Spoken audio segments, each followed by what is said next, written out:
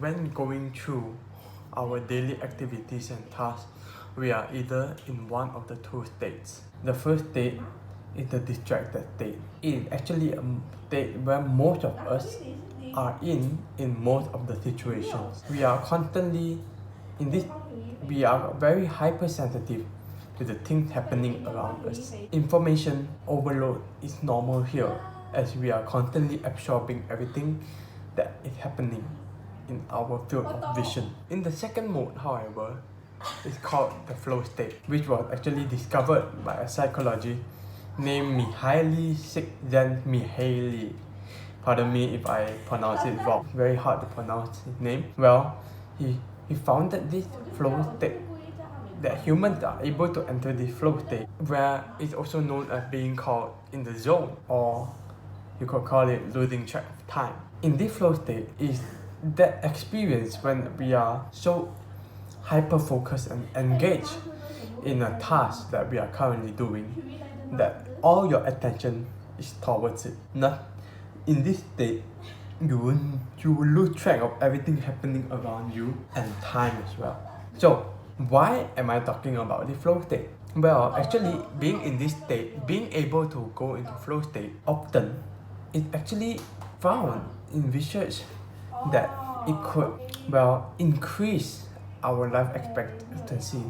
I read this in the book Ikigai, where they talk about the Japanese way of living a happy and fulfilled life.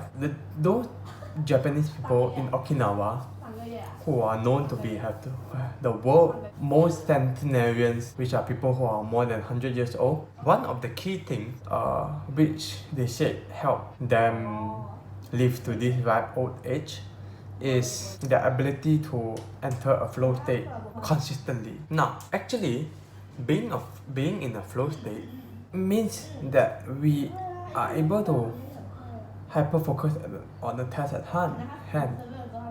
Then, you might be asking, why is it linked to increased life expectancy? Well, one of the possible reasons could be that because when you are in a flow state, you happen to feel a large sense of satisfaction after you have finished your task. Studies have shown that actually it helps us with better levels, better state of mental health, and improve emotional regulation. After all, being constantly satisfied and happy should seem to be highly correlated with an increased life expectancy. Now, you might be asking, okay, now that I have known the importance of constantly being in a flow state, consistently being in a flow state, how do I get into a flow state on command? Well, here actually I have a few tips to share with you to get into a flow state, alright?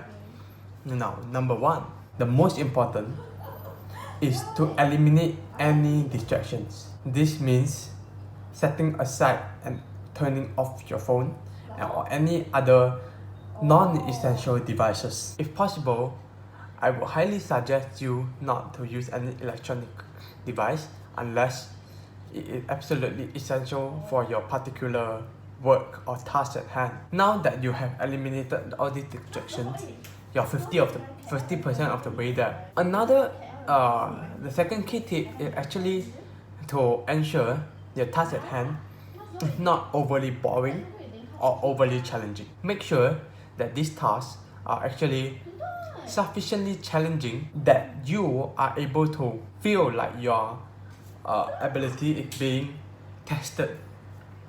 This is overly easy difficulty and this is overly difficult. Your activities should be in the middle. Now, the third tip is to actually get into a pre-flow ritual. What do I mean by pre-flow ritual?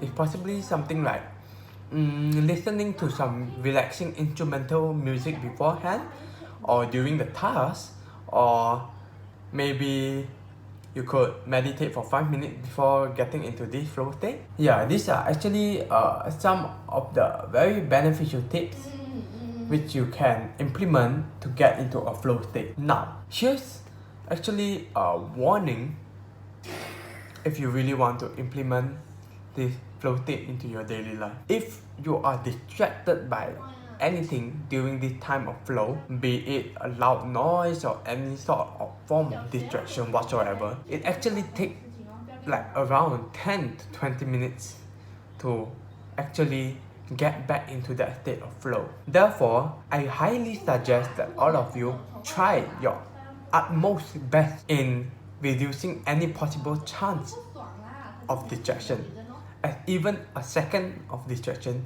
can lead to 10 to 20 minutes of wasted time, or should I say unproductive time. Trust me, once you actually start implementing a flow state into your daily life, you realize that you'll be able to turn a large amount of work, get a large amount of work done in actually a short amount of time. So actually this could actually, honestly thinking about it, this could actually be a really good chance for you to save more time and have more free time and freedom to pursue other things besides your work. After all, who doesn't want more free time, right? If we had the ability to accomplish our tasks that which normally take us, let's say 8 hours to complete, to finish in an unproductive mode and distracted mode, and we could finish it in 4, we will have an extra 4 hours. That will be an amazing thing. Now, of course, with all these things said, I really hope that you do not be too hard on yourself, right? When you first start out. After all, it's really more of a skill.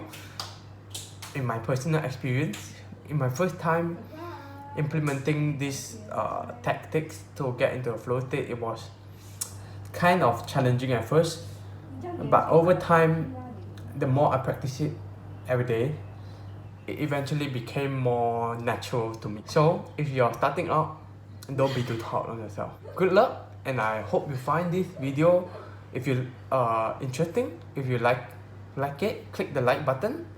Make sure you hit the subscribe button and click on the notification bell so you don't miss out on our next video. See you in the next one.